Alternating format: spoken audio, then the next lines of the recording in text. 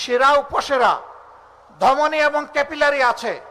ঠিক আল্লাহর সৃষ্টি এই জমিনকে বাঁচিয়ে রাখার জন্য এই নদী নালা চ্যানেলগুলা হচ্ছে সেই রকমই রক্ত, জমিনের রক্ত প্রণালী, কিন্তু এইগুলাকে শেষ করে দেওয়া হচ্ছে। আমাদের রক্ত প্রণালী বন্ধ হয়ে গেলে হার্ট অ্যাটাকে আমরা মারা যাই, তো জমির রক্ত প্রণালী বন্ধ হয়ে গেলে জমি বাঁচবে কিভাবে? এই নিয়ে কোনো গবেষণা নাই, কোনো পদক্ষেপ নাই, বরঞ্চ নদী শুধু ভরে যাচ্ছে না, সেই নদী দখলও করা হচ্ছে। কারা করছে? যাদের রাজনৈতিক শক্তি যত বড়, ক্ষমতায় থেকে তারাই এই কাজগুলা করে, সর্বকালে করেছে, এখনো চালিয়েছে। এই সমস্ত আবর্জনা সমাজ থেকে দূর করতে হবে ইনশাআল্লাহ। 3 নম্বর ইন্ডাস্ট্রি হচ্ছে অ্যাগ্রো ইন্ডাস্ট্রি, কৃষিজ শিল্প। যা আল্লাহ ল্যান্ড দিয়েছেন, যে নদীতে আমাদের পানি আছে, সমুদ্রে পানি আছে, এই সমস্ত পানিকে, মাটিকে তার উৎকর্ষ দান করে এই দেশকে এগিয়ে নিতে হবে। এই নিয়ে কার কি চিন্তা আছে 54 বছর মানুষ দেখেছে। রাজনীতির ধান্দা, গদিতে কিভাবে যাব এবং কিভাবে থাকব। এখন গদিতে আছি, মেরে কুটে অবৈধভাবে কালো টাকা এবং পেশি শক্তির বিনিময়ে আগামীতে কিভাবে আবার ক্ষমতায় আসব, রাজনীতির এইটা ধান্দায় পরিণত হয়েছে। জামাতে ইসলামী এই ধান্দাকে ঘৃণা করে। যারা মানুষকে খরিদ বিক্রির পণ্য মনে করে, আমরা তাদেরকে ঘৃণা করি। আমরা মানুষকে মানুষ হিসাবে সম্মান করতে চাই, ভালোবাসতে চাই। এই সম্মান এবং ভালোবাসার ভিত্তিতে একটা দেশ আমরা গড়ে তুলতে চাই, যেই দেশে আদৌ কোনো বৈষম্য থাকবে না। সম্মানিত ভাইয়েরা, এমন দেশ হবে যেখানে কোনো দুর্নীতি এবং দুঃশাসন থাকবে না। 5 আগস্টের পর বাংলাদেশে আলহামদুলিল্লাহ কোথাও কোনো চাঁদাবাজি এখন আর হয় না, বিশেষ করে এই নারায়ণগঞ্জে হয় না। নারায়ণগঞ্জেও হয়। কোনো দখলদারি, তাও হয়। এখানে আর অফিস আদালতে ঘুষ চলে। তাহলে কেন আমাদের এতগুলা জীবন ঝরলো? এতগুলা মানুষ কেন পঙ্গু হলো? এত রক্তের ফুটায় কেন বাংলাদেশ ভাসলো? আমি বিনয়ের সাথে অনুরোধ করব, আমি দল মত ধর্ম যার যার, কিন্তু বাংলাদেশটা আমাদের সবার। এই অপকর্মে যারাই জড়িত আছেন তাদের কাছে হাত জোড় করে অনুরোধ করতে চাই, মেহেরবানি করে এই অপকর্মগুলা ছেড়ে দেন। আপনারা যদি এই অপকর্ম করেন তাহলে শহীদদের সাথে বিশ্বাসঘাতকতা করা হবে, এই শহীদের রক্তের সাথে অপমান করা হবে। আহত পঙ্গুরা আপনাদেরকে অভিশাপ দেবে, শহীদের ফ্যামিলিরা অভিশাপ দিবে, 18 কোটি মানুষ অভিশাপ দিবে। অপকর্মের জন্য আল্লাহর আরশ থেকে আপনাদের জন্য অভিশাপ আরোপিত হবে। আমরা চাই আপনারা ওই দেশের নাগরিক, মেহেরবানি করে এগুলা ছেড়ে দেন, মানুষকে স্বস্তিতে বাঁচতে দেন।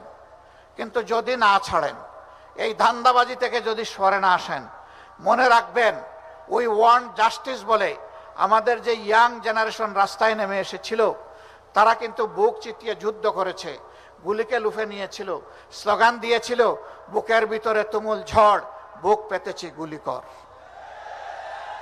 আর এখন তারা স্লোগান দিচ্ছে, সেই যারা গুলি বুকে নিয়ে দুনিয়া থেকে চলে গেছে, শহীদ হয়ে গেছে, আল্লাহ তাআলা তাদেরকে সর্বোচ্চ মর্যাদা দান করুন।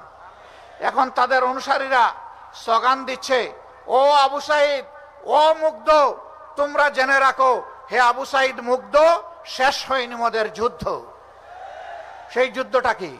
সেই যুদ্ধ হচ্ছে এই যে আবর্জনাগুলার কথা বললাম, এইগুলা তারা এই সমাজে দেখতে চায় না।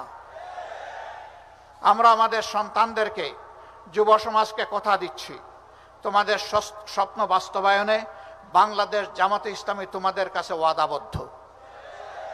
এই স্বপ্ন যতদিন বাস্তবায়ন না হবে, আমাদের লড়াই, আমাদের সংগ্রাম দুর্বৃত্তদের বিরুদ্ধে অব্যাহত থাকবে ইনশাআল্লাহ। এই লড়াইয়ে তোমাদের পাশে আছি, সাথে আছি, লড়াই একসাথে আমরা করব ইনশাআল্লাহ।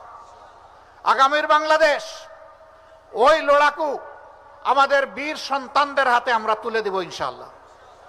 তোরা দেশ চালাবি, পিছন থেকে আমরা তোমাদেরকে পরামর্শ দিব, সহযোগিতা করব, দোয়া করব। ভুল করলে শক্ত করে টান দিয়ে ধরব, যে ভুল করা যাবে না, অনেক ভুল এই জাতি করে ফেলেছে, আর তোমাদেরকে ভুল করতে দেওয়া হবে না। সেই রকম একটা স্বপ্নের বাংলাদেশ আপনারা চান কিনা? ওই বাংলাদেশটা হবে ইনশাআল্লাহ মানবিক বাংলাদেশ। এখানে আমার প্রত্যেকটা মা, আমার বোন, আমার মেয়ে, সে ঘরেও থাকবে নিরাপদ, বাইরে যখন বের হবে তখন আরো একটা জিনিস তার সাথে সে পাবে, নিরাপত্তার সাথে পাবে মর্যাদা।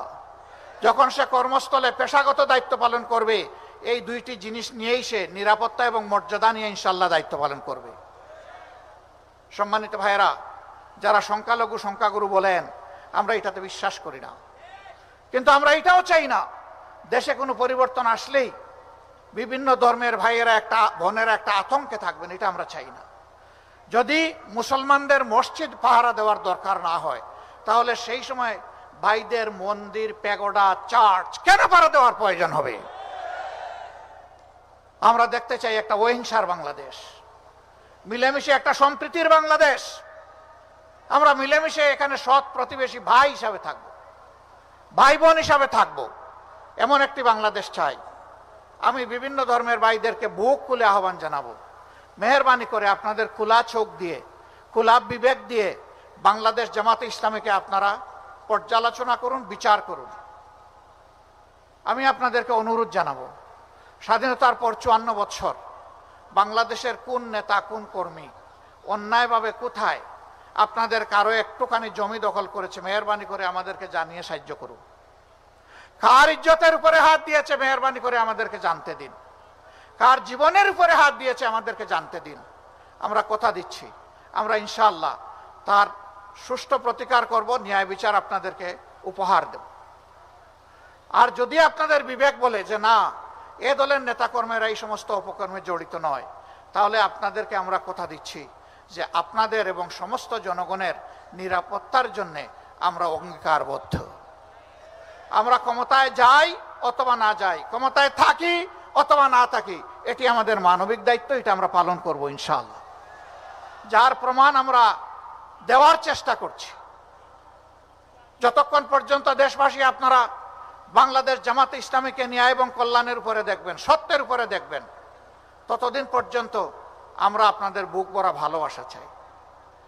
আমরা আপনাদের সৎ পরামর্শ চাই, চলার পথে সহযোগিতা চাই, দেশ গড়ার কাজে আপনাদেরকে সাথে চাই, পাশে চাই, আর আপনাদের বুকে আমাদের জন্য একটু জায়গা চাই।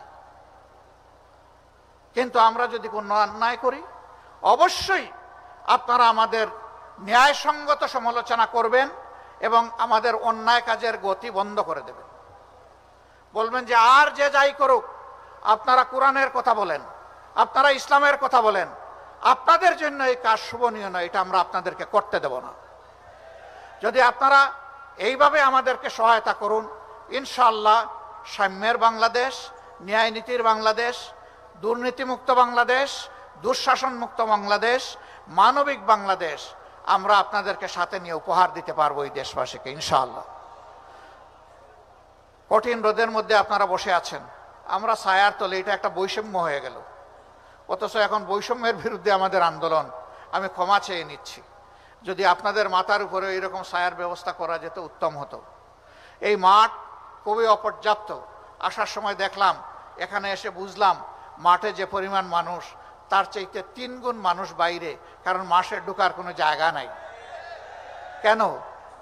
নারায়ণগঞ্জ গর্বিত একটা জায়গা, এখানে কেন একটা মাঠ থাকবে না যেখানে প্রশস্তভাবে সকল দলমতের মানুষ এসে কথা বলার সুযোগ পাবে? অতীতে কেন হলো না?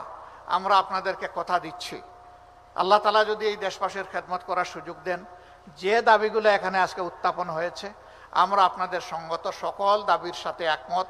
আমি আরেকটা যোগ করে দিলাম যে এখানে একটা বিশাল মাঠেরও প্রয়োজন হবে। আমরা দায়িত্বে গেলে এই দাবি আপনাদের আর এগুলা তুলতে হবে না, এটা আমাদের পবিত্র কর্তব্য হবে এই দাবি বাস্তবায়ন। আর যদি আল্লাহ তাআলা ওই পর্যায়ে সেবার জন্য আমাদেরকে মনোনীত না করেন, দেশবাসীর ভোটে আমরা যদি নির্বাচিত হয়ে সরকার গঠন না করি, তাহলে সেই দাবি আদায়ে আপনাদের হাত যখন উপরে উঠবে, আমাদের হাতগুলো আপনাদের সাথে থাকবে ইনশাআল্লাহ। আল্লাহ তাআলা নারায়ণগঞ্জবাসীর উপর রহম করুন। কষ্ট করে আপনারা ধৈর্য ধরে এই জনসভাকে সফল করেছেন, আমাদের কথা শুনেছেন। আমি অভিনন্দন এবং কৃতজ্ঞতা জানিয়ে আমার বক্তব্য এখানেই শেষ করছি। আল্লাহ হাফেজ। বাংলাদেশ জিন্দাবাদ। বাংলাদেশ জামাতে ইসলামী জিন্দাবাদ। আসসালামু আলাইকুম ওয়া রাহমাতুল্লাহ।